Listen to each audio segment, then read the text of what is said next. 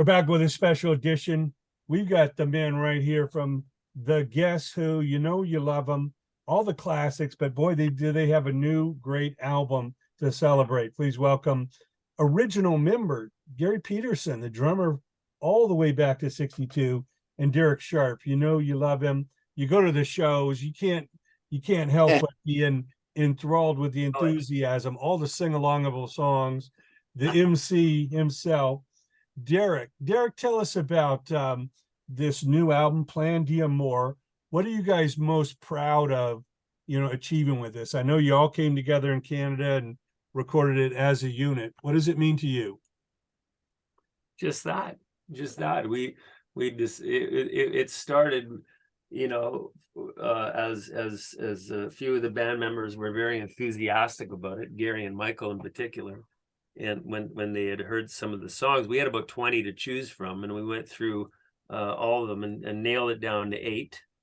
And then the second part of the equation was trying to figure out how we could get together without interruptions for more than 2 days. So we found a little window between shows and came up here and worked at a studio just north of Toronto in Singhampton. And we took 7 days and just plowed through. And Garry, talk about, this record and, after so many records in the career of the band, why you're so proud of this one. Let me count the ways. It's, first of all, it's a long time coming to get to play on a record like this. I've said this before. I was on stage the other night, and I forget where we were, and we were playing the song "The King," which is the first cut and the first video that was released. And I thought, man, I never thought I'd be on stage playing a song like this anywhere at any time, because it's quite an ambitious song to play live with all the parts that we recorded. And it's such a great song, so much fun to record. And of course, we did the video in the backyard of the studio. The studio's in a Villa Sound is in a little old house in a village north of Toronto, very quiet. And we went out in the backyard in between cuts, and there was that stone barn in the back, and we just played fools and had fun with the video. So that was great. But the album for me is a culmination. I've been in the band a long time, and God knows I'm always trying to get better at playing my instrument and being a better drummer, a better rock drummer. And I just am happy that I have the opportunity to do this, and with such great music, great musicians, great people in the band, and I love them all. And so what better way at 78 years old, which I'll be in 2 weeks, to continue your musical career? I mean, who could ask for, there's a lyric says, who could ask for anything more? Well, yeah, it's a celebration of perseverance, longevity, and commitment. Derek, talk about some of the other songs that you're most excited and proud of on that album. I'm proud of all of them. They're all like from top to bottom. That's why we chose those 8, because they were the ones that resonated the most, and they had there's a common theme to the whole thing. That's why you kind of have to buy the album. Everything kind of runs into each other. What's your favorite song, Jay? I don't have my notes in front of me. My overall feeling was it's a really strong album. I haven't got to listen to it enough times to choose my favorites yet, but I'll definitely get back to you on that. When I see you guys live, I will have my list for you. But I'm counting on it. Tell me, Derek, I know you can't play them all live. When you're choosing the band set, which other songs made the grade that are going to be in the set? Well, we do about 40% of our show is newer stuff. We still play a couple of songs from the last record, and so far we're doing 2. And we put Plein d'Amour in the set about a month ago when we started putting that in the encore. And the interesting thing about that song was that people took to it right away, and it took about 2 or 3 shows, and then everybody started singing along with it, like the whole crowd. We teach it to them, so there's a bit of that, but there are people that had heard them already, and they showed up to hear us play it. The same thing happened with the King. The first night we opened, and we practiced it for a long time, because Garry mentioned it's a pretty difficult song to play live. But the first time we played it, we went into it at the top of the show, and we just heard a couple of these girls screaming, which was surreal, but lovely nonetheless. And I think it's this is the point to say that there are 8 cuts on the album, and we're doing video singles of each song that we're releasing, I think 6 weeks apart in the course, 8. or 6 8 weeks, something 8, like that. Yeah. yeah. Okay. So that people can have seen these songs before they see them on stage. It's kind of like how we used to do an album, and the radio used to play the single before we got to the show, and that people would know it. We're trying to do the same thing with the video singles, so that they will be at least have heard, or maybe some of them have heard or seen this on the media before they come to our shows. So we're kind of using it like radio. That's a good way to put it, because there is no, people don't listen to the radio per se anymore. No. They listen to music on their phones. They listen to music on YouTube. They listen to digital Sirius XM or whatever, or movies. And this is definitely it's the same approach. It's just different, and the responsibility is more on the artist now versus a big multinational label, which there's not too many bands do that anymore. Yeah, and you can get creative, people don't expect huge production videos. It's just some kind of visual that goes along with the song. Like you say, Derek, a lot of people, they watch music now. They don't listen to it. It's on their phone, it's on their laptop or tablet or PC, or it's there. A lot of younger people, they just hear the audio and they're like, well, where's the song? I need to see something. What am I supposed to look at? And it's exciting, obviously, to see it live. You guys again are a bundle of energy, and Derek is the perfect front man.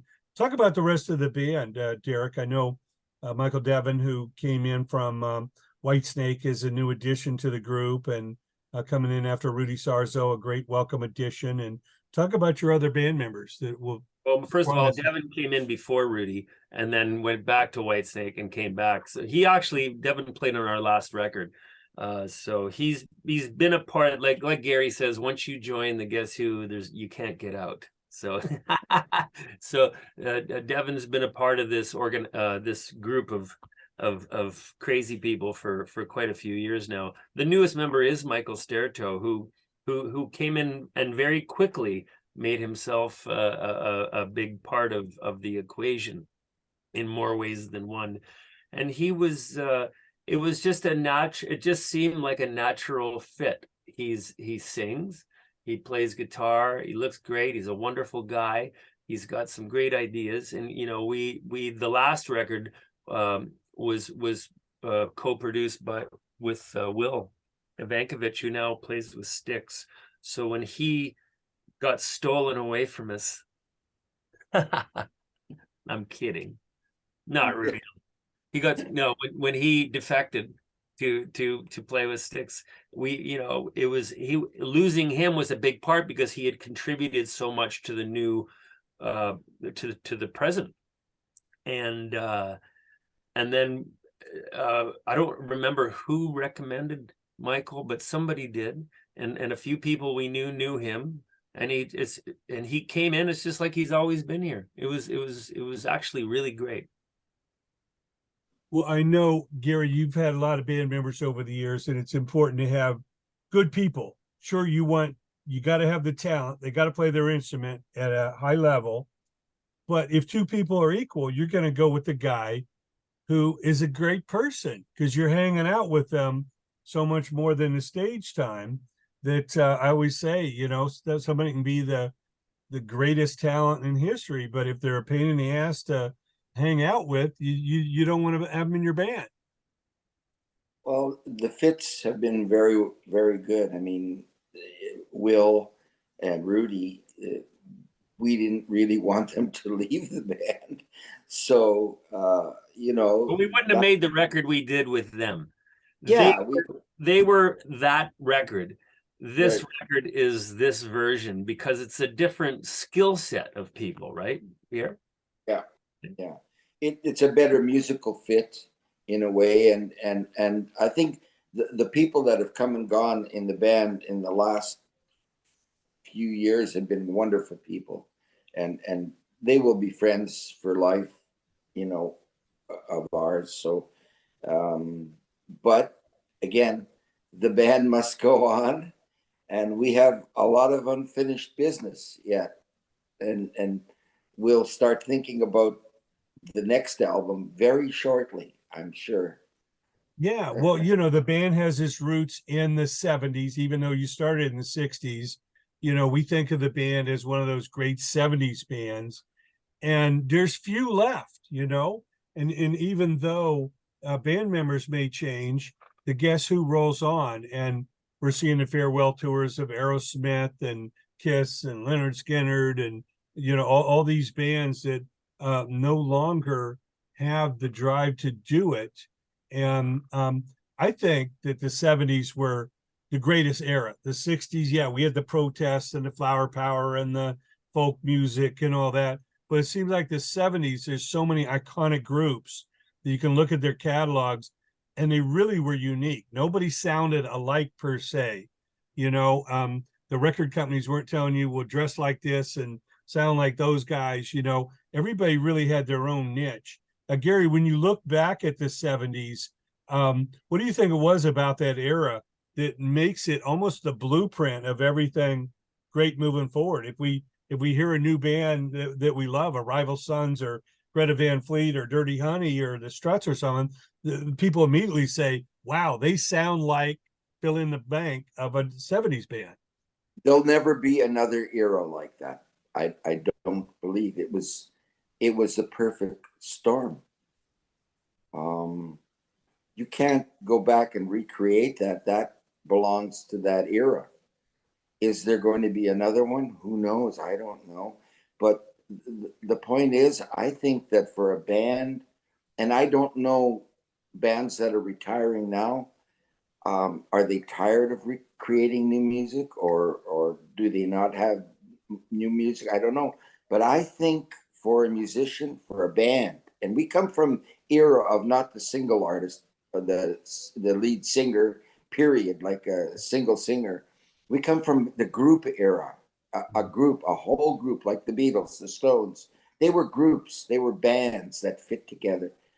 I think for us, if we have new music and are creating new music, that will keep us going on. If you stop doing that and just play the old stuff, I don't think that will sustain you over the period of time. You'll want to stop doing that. Creating new material is what keeps the band going. No question about it. How about you, Derek? In closing, what do you think it was about the 70s that has really created that perfect era to be a springboard for future music? Well, number one is that people started writing more clever and social and lyrics, and dealt with the subject matter, went a little more to the social commentary as opposed to the 50s where they were all just kind of cute little love songs. Number two, there was a huge machine in place that had 10 songs playing on the radio over and over and over. And if you were lucky enough to be one of those people, that was your currency for the rest of your career. Aerosmith is a great example. You know, we're a great example. We're all great examples just because you had a big hit in that era. But also, don't forget, every week something great was coming out and everybody knew about it. You know, that's what I remember about it. It was almost overwhelming. You didn't think it was as great as it is because it kept happening. You know, and only when you look back on it do you consider the fact that, wow, that's incredible how that even happened. Right? Production, new material constantly. Yeah. Had bands creating new material. If you stop creating new material, what have you got? Well, that's a good point, and I think these bands, like, first of all, you know, if you're not creating or not writing music, then what else are you going to do? In a case like Aerosmith, they have such a massive catalog of songs. Yeah. They can play a whole night and you'll know every song. And who knows why they're retiring? You know, it could be health, it could be they don't get along. I mean, who knows? Everybody has their own reason. But, you know, if you're a musician, most of us, we're lifers. We're just going to keep playing in some capacity until we can't. Yeah. Well, we certainly encourage everyone to go out and get the new album, Plan Dia More, check your listings, see when the band will be coming to your town, or plan a road trip. Get out and see them. Our special guest is the one and only Garry Peterson and Derek Sharp from the mighty Guess Who. We thank you guys so much for joining us and can't wait to come see you live. Thanks, guys. You're welcome.